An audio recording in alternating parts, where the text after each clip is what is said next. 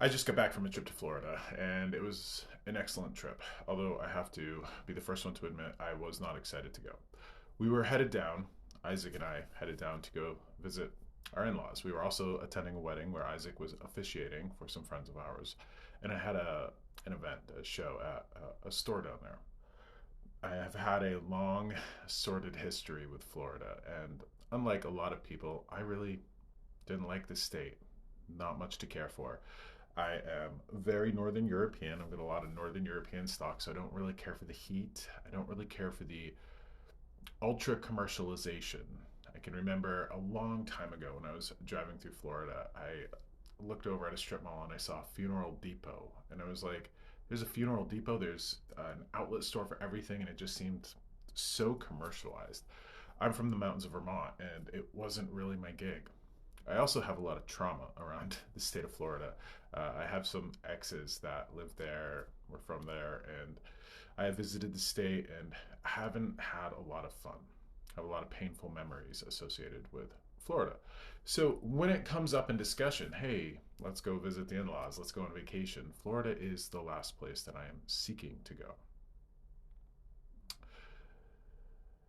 This trip was a little bit different.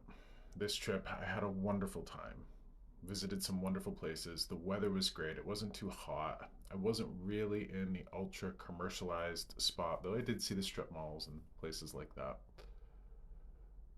One morning I got up early, just from traveling, got up early, and it was just sitting there thinking, laying there thinking, and something dawned on me about my relationship with Florida. Before all of my 20s, my 30s, when I was in and out of Florida, before all of that, I had developed an unhealthy relationship with that state, and no fault of my own. I grew up poor. My parents were working class. My mom was a waitress. My dad was a construction worker. We had it rough. I was fed, I was clothed, but my parents worked really hard to make sure my sister and I were, in fact, fed and clothed. We had some family members who just up and disappeared to Florida. And Florida, for me as a child, really represented that sort of mecca or that paradise where folks would go to either for vacation or seemingly to get away from what I thought at the time was just a boring old New England. Florida was hot and active and whole lots of stuff. I mean, when I grew up, I didn't have cable. Florida would have had cable. So I had a lot of stuff and a lot of baggage around the state of Florida. Not so much, I didn't realize at the time that a lot of that was from my childhood and my relationship with the idea of Florida. So before I even went there in my 20s and before I had all sorts of awful experiences there, I had had this story kind of lingering on the inside of me that wasn't the best. And that story existed because of a lot of different reasons.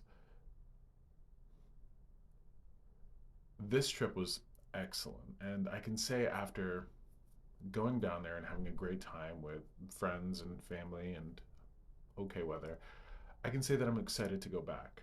And I never thought I would have said that about Florida. Unbeknownst to me, I was walking around with a lot of trauma stories, a lot of pain, some that I was aware of and some that I wasn't, with some self reflection and some help, from others, seen and unseen. I was able to really dig deep and find what was causing my weird relationship with that state.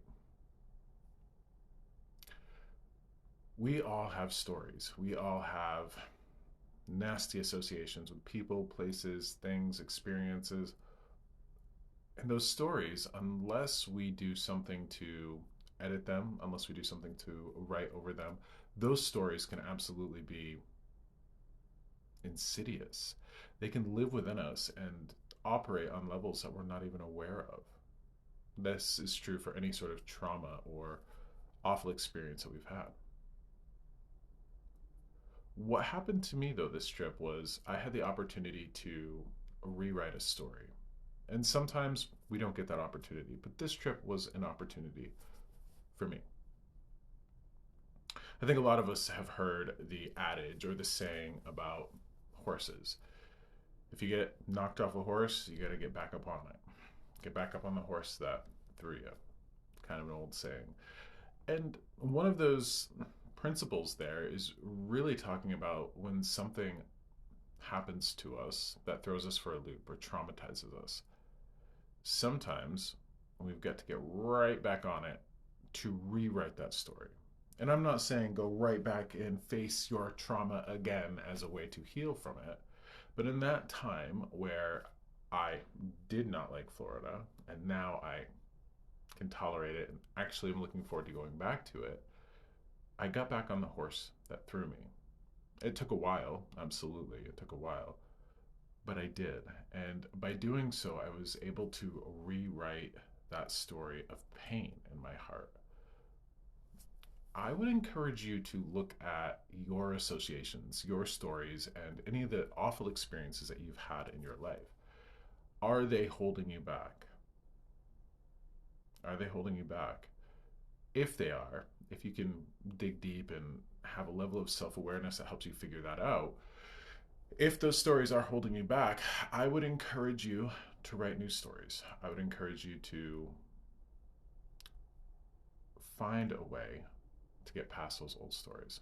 It's worth it, and it's absolutely something that we all should do. We shouldn't be walking around with pain and trauma woven into our heart, stuck in our heart. So I encourage you to look at your stories. What is your Florida? What is the horse that threw you? Figure that out and then see what you can do about rewriting a story around it. I hope this helps, and I hope the idea of rewriting a story so that story doesn't stay in you and hurt you, I hope that helps because it has helped me, and I know it's helped other people. So be well out there. Happy Wednesday. I hope you have a great week.